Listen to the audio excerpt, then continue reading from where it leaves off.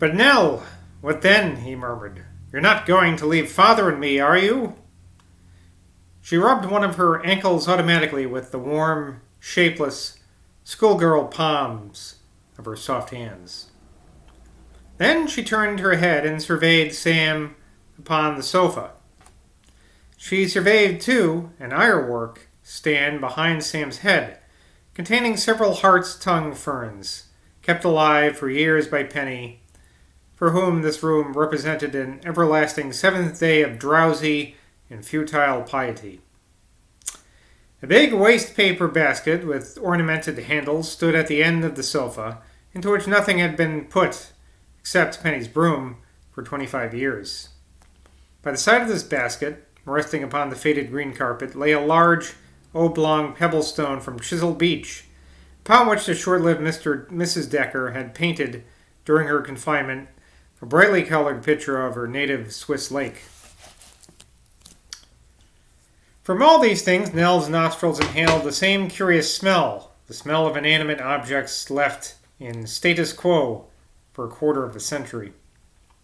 Why, if she were in such an old ballad mood of patient docility, had she ever started this disturbing conversation, worrying Sam?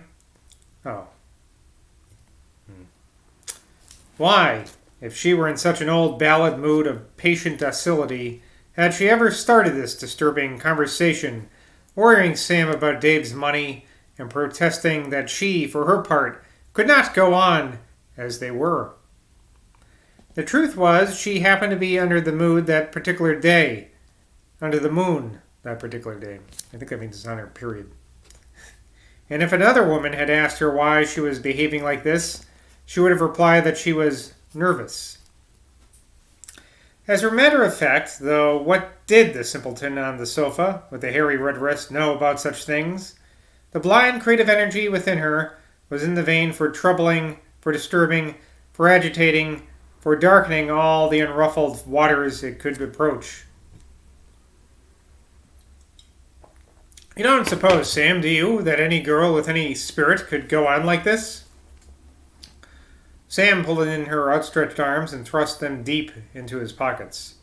Pulled in his outstretched arms. Put his own arms in his own pockets. I don't see why not, Nell. I don't see why not. Her eyes, that had dark shadows beneath them, narrowed suddenly into little gentian blue shuttles of darting anger. No, I suppose you don't see, she cried. I suppose you and your father could go on with your precious aquarium and your precious holy Grail till the crack of doom, while a girl lay her heart out in this place like this. Nell, little Nell, he murmured reproachfully. The gentleness of his tone disconcerted her. At that moment, what her nerves would have liked above everything else was for him to have risen to his feet and roundly scolded her, told her that she was his, that she was his chattel, his possession, his slave, his whore, that her child was his child, her body his body, her will his will.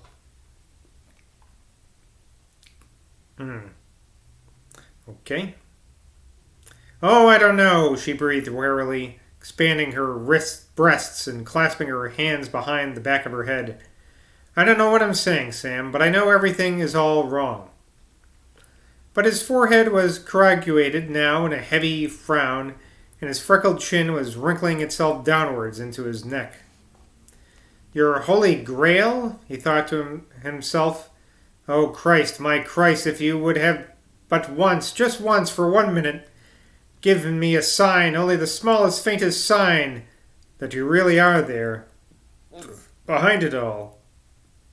Then I could go on, without aching to have her, to hold her night and day. Because of his heavy, unimaginative nature, because of his preference for minnows and sicklebacks and loach over mythical abstractions, Sam had never given much thought to the legend of the Grail. The Christ whose deadly, cruel imperative had come between him and his love had been as much as a person as Nell herself. Was he, capital H, a person, capital P, still? How different was Sam's Christ from Mr. Garrett's? Mr. Garrett's Christ was a power, capital P, to be exploited. In his weird Gnostic dialogues with his, capital M, master, the mayor of Glastonbury addressed him, capital H, like a friend, almost like an equal. He was the mayor's great magician, his super Merlin, by whose strength and support he became strong.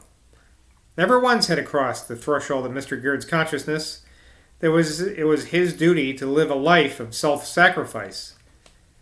"I live as I like to live," he would have retorted to any ascetic protest, "and my master lives as he likes to live. His blood is the water of life." Capital B, capital H, capital W, capital L. You get the idea. I'm not going to do it anymore. "Christ is his Grail," repeated Sam to himself, "and Father in his aquarium, and Nell in my mother's room."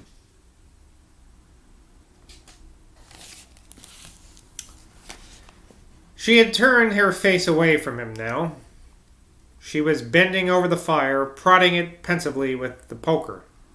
As he watched her doing this, the feeling came over him that just behind the physical drama that was going on at that minute, another, a corresponding drama, was going on in the invisible. "Aquarium Grail, Grail Aquarium," he muttered. In his ichthyological mind, a vision of a fish that was a real fish, capital F, and yet something more than a fish, shedding a mystic light out of an enchanted vessel.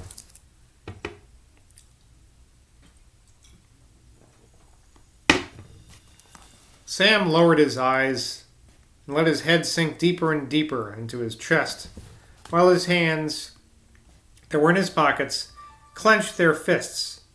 He thought of a particular spot on the banks of the Brew where he had often fished with his father as a boy.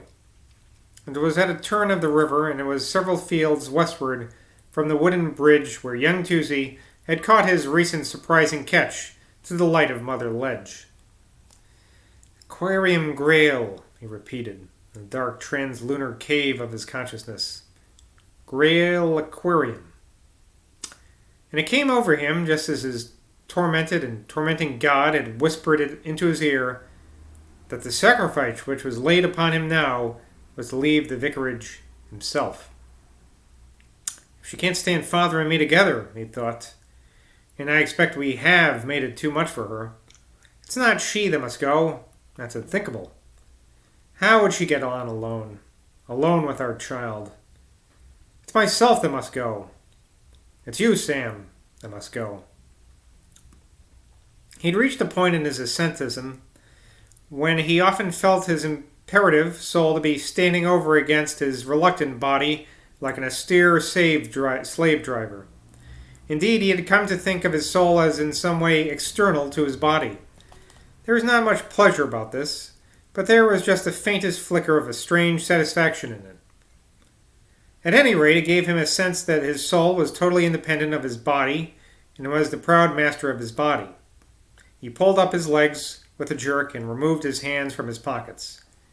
"It's you, Sam, that must go," he repeated grimly in his heart. Thus, what he had begun as a pure wanton troubling of the waters, because Nell felt nervous, had become another tragic turning point in the girl's life. Something in her was vaguely aware of this as Sam rose up from the green sofa. Impulsively, with a movement that was entirely self-forgetful, she leapt to her feet and ran towards him, while he, just because he had given his body its implacable orders and because this was perhaps a moment that would never come back again, pressed her so tightly to his heart that she could hardly breathe. She had just time to think, "This is how I'd like to die, crushed to death by Sam," when the door opened and Matt Decker came in. They were so tightly clasped that they were like two trees that had grown together, each with its bark eroded by the pressure of the other, each with the same ivy or vine imprisoning its limbs. And when they broke apart and turned to the man at the door, it was as if each of them, as they swung into independent life, carried away something of the living texture of the other. That's kind of sweet. "I thought I understood," began Matt Decker, and he turned with a portentous and passionate solemnity to the door by which he had entered, opening it, looking out into the passage, closing it again, and finally locking it. He seemed prepared to behave towards this door, the drawing-room door of Glastonbury Vicarage, as Diogenes behaved to his tub, venting upon its unfeeling wood emotions excited by the aberrations of human passion. The truth was that Matt Decker was seized at that moment with a murderous fury against his son, and it was only by concentrating on this door, was it locked? Was Penny listening behind it? That his better nature was able to steal a moment's breathing space wherein to gather up its self-control. The door carried above its handle a decorative panel of prettily flowered porcelain, to protect it from sticky fingers, and over this cool china surface Matt Decker now passed his thumb, as if to see whether those 100-year-old roses would come off.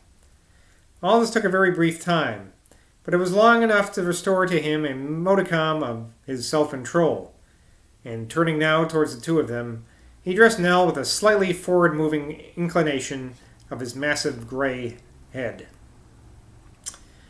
"I've been hearing the child crying for quite a few minutes," he remarked. "I came to tell you."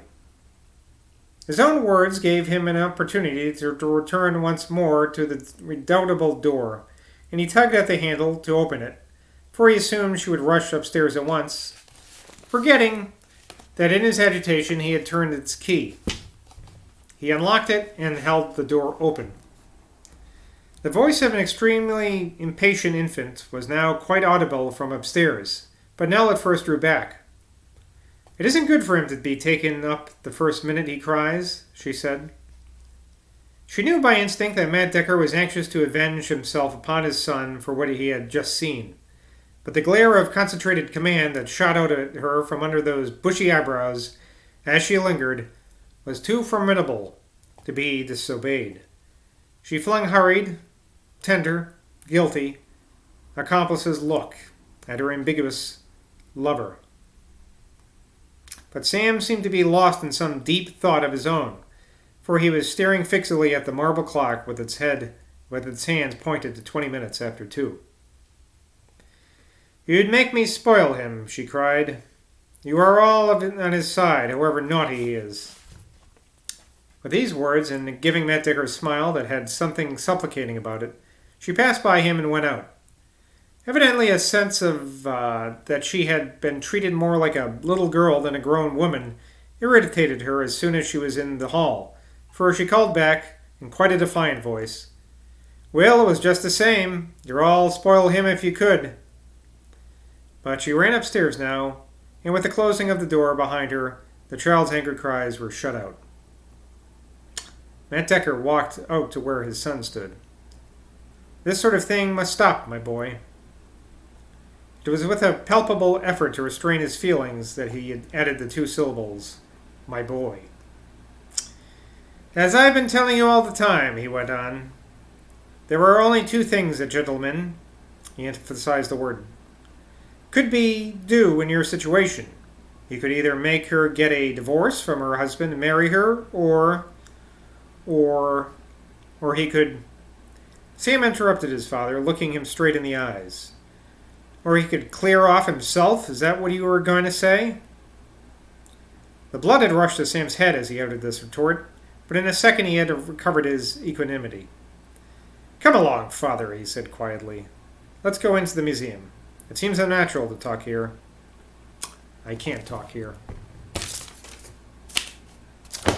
And that's Glastonbury for tonight. Until next time, cheers.